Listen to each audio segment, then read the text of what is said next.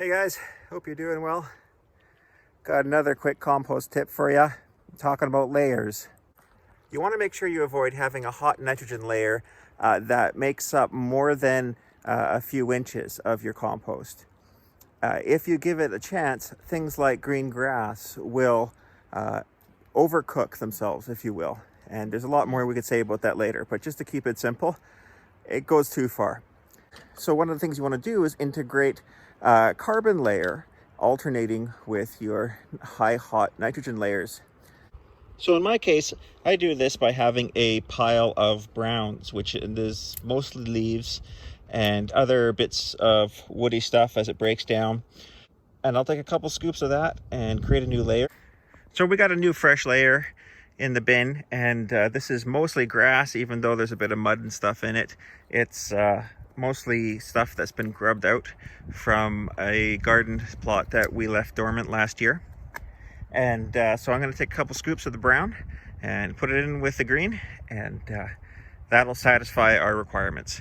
Now, if you want, you can make composting way more complicated than it needs to be, but I'm trying in these videos just to try to keep it as simple as I can and just share the things that I have personally learned.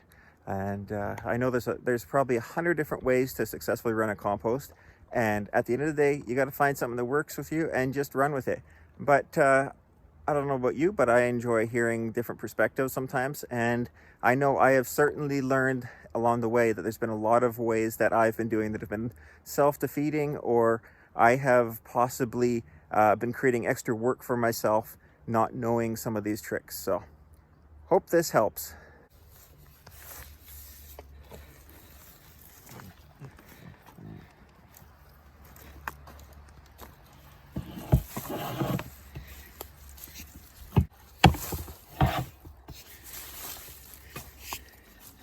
So there we have a good inch or so.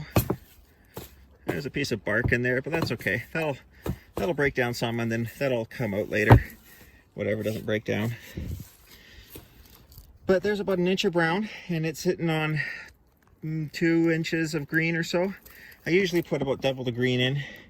Like I said, this is not an exact science in terms of how I do it.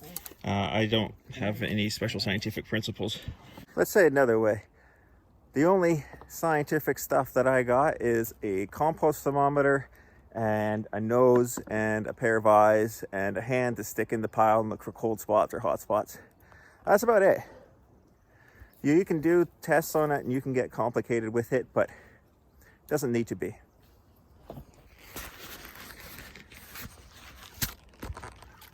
Hey Finn, what are you doing in the swamp? Is that good water? Yeah, okay. All right, guys. Well, hope this helps some. And you guys have yourself a great day. And remember, you're not having fun if you're not getting dirty.